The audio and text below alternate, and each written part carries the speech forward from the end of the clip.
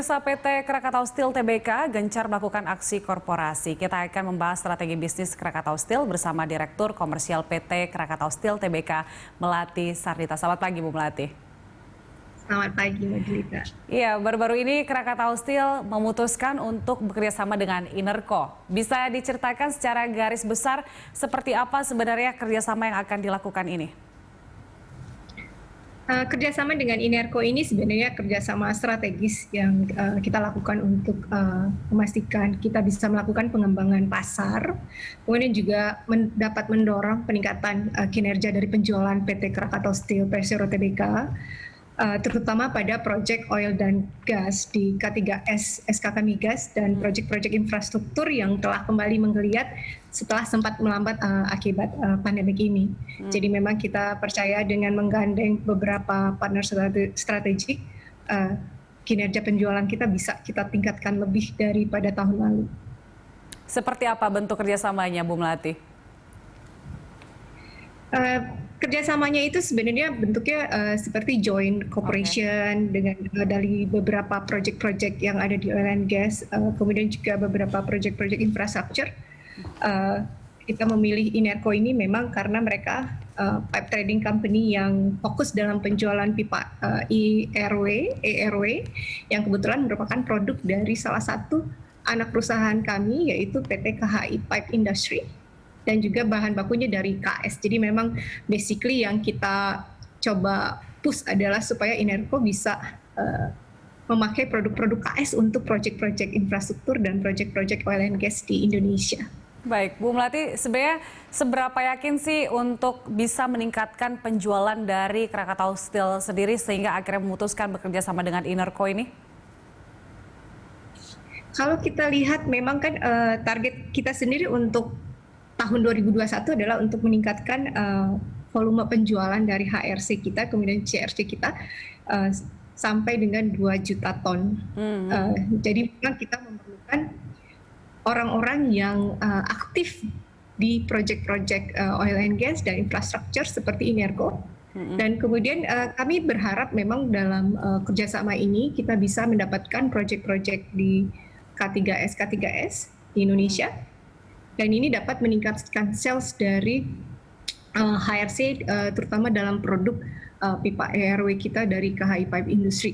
Jadi target kita memang untuk tahun ini sendiri untuk KHI Pipe Industry itu kita targetkan dapat menjual pipa sebesar 120.000 per tahun. Baik, artinya memang untuk 1 tahun akan ada genjotan yang besar ya yang dilakukan oleh Krakatau Steel bekerjasama dengan Inerco ini. Jadi untuk strateginya sendiri itu memperbanyak kuantitas atau seperti apa, Bu?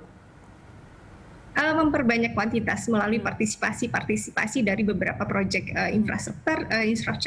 infrastruktur dan proyek-proyek oil and gas. Jadi memang kita lihat pemakaian besi dan baja di K3S ini bisa kita tingkatkan jauh lebih tinggi dari biasanya.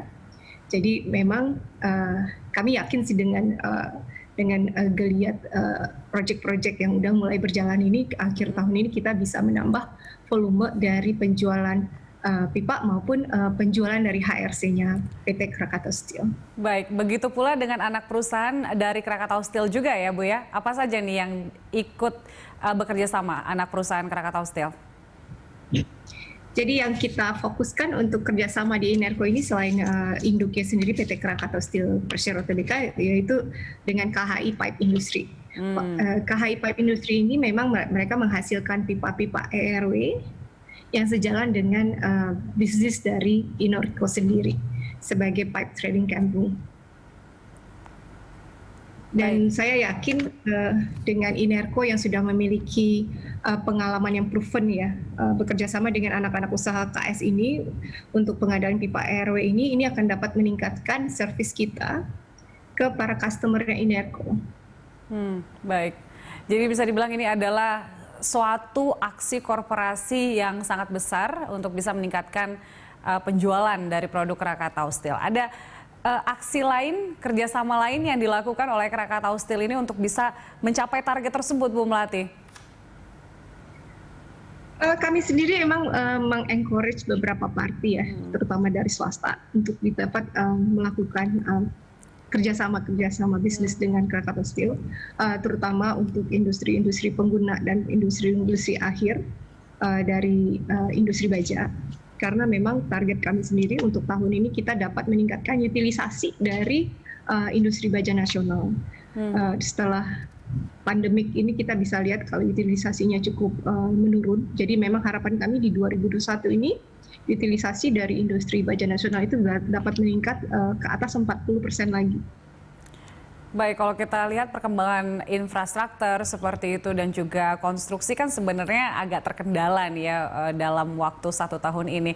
Apakah di tahun 2021 ini memang Krakatau Steel bisa melihat ada titik terang agar untuk penjualan sendiri memang betul-betul meningkat begitu, Bu?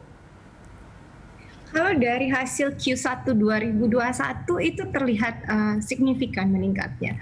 Untuk domestik sendiri peningkatannya itu bisa di atas 20%, jadi hampir sekitar 21% untuk di Q1 2021. Kemudian untuk menopang juga supaya kita bisa maju lebih jauh ya untuk Krakatau Steel-nya, kami juga melakukan ekspor ke beberapa negara Asia seperti Malaysia, kemudian ke Australia, kemudian juga ke negara-negara Eropa. Di Q1 ini kita lumayan banyak ekspornya, itu kita ekspor sekitar 77.000 ton untuk negara-negara tersebut. Baik, bukan hanya di domestik tapi juga ekspor ke luar negeri. Baik, Bu Melati, kita masih akan lanjutkan dialog kita di segmen berikutnya. Pemirsa, Corporate Action akan kembali sesaat lagi. Bursa saham PT Krakatau Steel Persero Tbk telah menjadi salah satu pilihan menarik di bursa saham kita. Rekan Anggita Wulandewi akan menyampaikan berbagai informasi untuk Anda. Silakan Anggita. Ya, Julita dan pemirsa, memang pergerakan dari saham PT Krakatau Steel Persero ini menarik untuk kita simak. Kita lihat untuk pergerakan saham dari PT Krakatau Steel dan juga sejumlah data terkait dengan emiten. PT Krakatau Steel melantai dengan kode saham atau kode dagang KRAS, melantai atau melakukan initial public offering pada 10 November 2010. Kemudian di papan utama dan untuk bidang usaha utamanya bergerak di industri baja dengan sektor barang baku dan subsektor barang baku. Kemudian bergerak di industri logam dan mineral, selanjutnya di sub-industri baja dan juga besi. Kita lihat untuk informasi dari pemegang saham PT Krakatau Steel Tbk. Untuk PT Krakatau sendiri, ini negara Republik Indonesia memegang saham dari Krakatau Steel sebanyak 15,48 miliar atau sebanyak 80% dari total saham.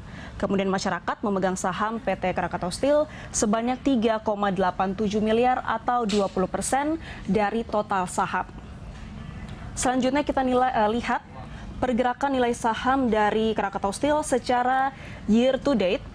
Untuk pada 5 Januari ini saham diperdagangkan seharga Rp456 per lembar saham. Kemudian mengalami peningkatan yang cukup tajam pada 15 Januari dengan harga Rp775 per lembar saham. Dan kemudian turun pada 1 Februari pada Rp645 per lembar saham. Mengalami penaikan tipis pada 24 Februari yaitu sebesar Rp705 per lembar saham. Kemudian pada 4 Maret kembali mengalami penurunan menjadi Rp635 per lembar saham.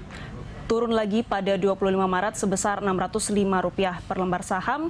Kemudian pada 1 April diperdagangkan sebesar Rp620 per lembar saham. Julita dan pemirsa, demikianlah sejumlah informasi mengenai PT Krakatau Steel Tbk. Kembali ke Anda di studio.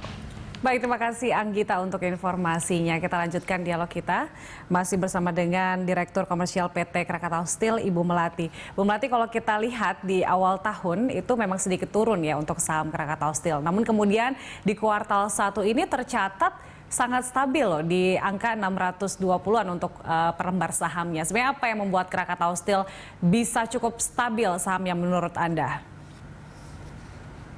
Kalau menurut saya mungkin ya karena memang kinerja kita untuk tahun ini stabil walaupun pandemik, tapi kita tetap bisa melakukan bisnis dengan baik, bahkan cenderung meningkat ya.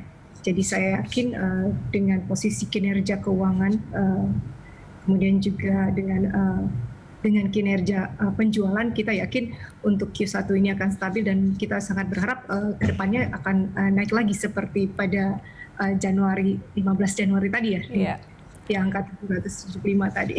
Baik, Bu Melati, sebenarnya harapan dari para investor sendiri di Bursa Efek seperti apa sih untuk KRAS?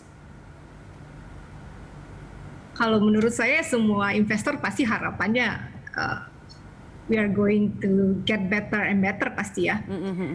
Dan memang itu salah satu memang yang kita lakukan selama transformasi dari KRAS sendiri. Kita memang ingin menciptakan KRAS yang jauh lebih baik dari sebelumnya. Kemudian bisa mencapai kinerja yang baik, terutama kinerja keuangan ya, karena memang dari data-data sebelumnya memang kinerja keuangan KRAS itu tidak terlalu baik, tapi saya yakin sejak 2020 kemudian tahun ini kinerja performance itu akan jauh di atas dari biasanya.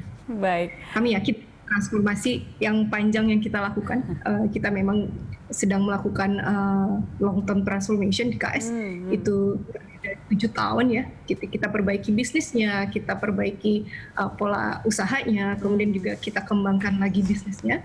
Dan kami yakin dalam tahun ke-7 nanti itu akan mencapai 10 juta ton seperti yang selalu jadi blueprint dari PT Krakatau Steel Persero Tbk. Baik, sebenarnya sudah sampai di mana transformasi yang long term ini, kita akan membahas lengkapnya ya usai jeda. Kita lanjutkan dialog kita masih bersama dengan Bu Melati. Bu Melati, tadi Anda mengatakan bahwa Krakatau Steel sendiri sudah menjalani transformasi dan ini adalah long term transformation untuk mengubah beberapa aspek yang ada di Krakatau Steel untuk meningkatkan kualitas kinerja tentunya ya. Jadi sebenarnya untuk transformasi sendiri sekarang sudah di mana posisinya ini? Kalau dari segi internal transformation ya, of course kita bicara internal dulu ya. Belum kita ke eksternal, kita harus perbaiki dulu internalnya, dalamnya supaya kita bisa kompetitif. Saat ini mungkin dari kinerja kita di 2020 kita bisa lihat, kita bisa menurunkan OPEX dari PT Krakatau Steel sampai hampir 41% ya penurunannya. Kemudian juga kita bisa meningkatkan penjualan di sekitar 17% di tahun 2020 itu compare dengan 2019. Jadi hal tersebut kita lanjutkan lagi di 2021 ya untuk tahun ini. Jadi yang kita lakukan itu kita keep the efficiency method itu jalan, kita cari lagi potensi-potensi efisiensi yang bisa meningkatkan competitiveness kita. Dan saya rasa di Q1 itu sudah terlihat hasilnya, peningkatan sales kita cukup tinggi. Jadi kita di Q1 itu target kita sendiri kita bisa menjual 170.000 ton per bulan. Kemudian ini jauh lebih tinggi daripada average tahun lalu sekitar 143.000 per bulannya. Jadi kita bisa meningkatkan di sekitar 20% penjualan